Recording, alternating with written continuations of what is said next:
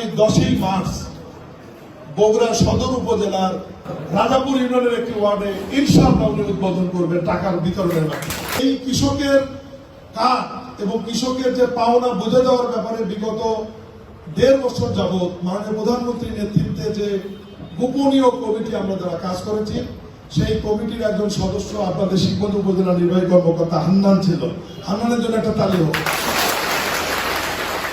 এবং আমরা যারা পরিশ্রম করে কৃষকের কার্ডের ব্যাপারে যে সারসংক্ষেপ বা পেপারপত্র যেটা গবেষণাপত্র তৈরি করেছি, সেটাই ক্যাবিনেট মিটিংয়ে আলোচনা হয়েছে এবং সেটার উপরই মোটামুটি একটা সিদ্ধান্ত হয়ে আন্তঃমন্ত্রণালয়ের একটি কমিটি করা হয়েছে, যে কমিটিতে কৃষি মন্ত্রীকে সভাপতি করা হয়েছে। আমি স্থানীয় সরকার প্রতিমন্ত্রী সদস্য আছি, পানি সম্পদ মন্ত্রী আছেন, আমাদের সমাজ কল্যাণ মন্ত্রী সহ আমাদের কয়েকজন মন্ত্রীকে রাখা হয়েছে, আপনাদের খাদ্যমন্ত্রী আছে।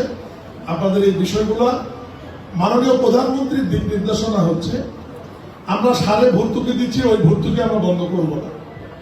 আমরা কৃষি সেক্টরে যে যে জায়গায় ভর্তুকি দিচ্ছে সরকার, একটা ভর্তুকি বন্ধ না করে ডিজিটাল কৃষক কার্ডের মাধ্যমে সরাসরি কৃষকের কাছে একটি টাকা যেন সরকার পৌঁছে দিতে পারে, এ ব্যাপারে মাননীয় প্রধানমন্ত্রী আমাদের নির্দেশনা দিয়েছে।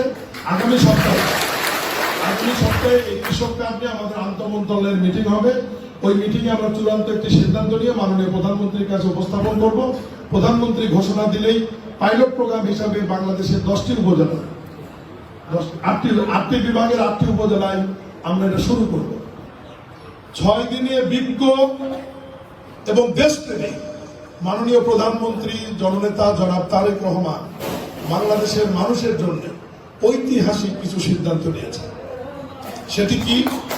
ইতিমধ্যেই আমরা যে ঘোষণা দিয়েছিলাম নির্বাচনের সময় যে বিএনপি ক্ষমতায় গেলে ফ্যামিলি কার্ড দেওয়া হবে, আমরা ইতিমধ্যেই ফ্যামিলি কার্ডের পাইলট প্রজেক্ট আমরা চূড়ান্ত করেছি এবং এটি 14টি উপজেলার 14টি ওয়ার্ডে ঈদের আগেই প্রত্যেক পরিবারের হতদরিদ্র, দরিদ্র এবং নিম্নবিত্ত পরিবারের নারী প্রধান বা গৃহিণীরা সরাসরি কার্ডের মাধ্যমে 2,500 টাকা মাস পাবেন এবং এটা মাননীয় প্রধানমন্ত্রী জনাব তারেক রহমান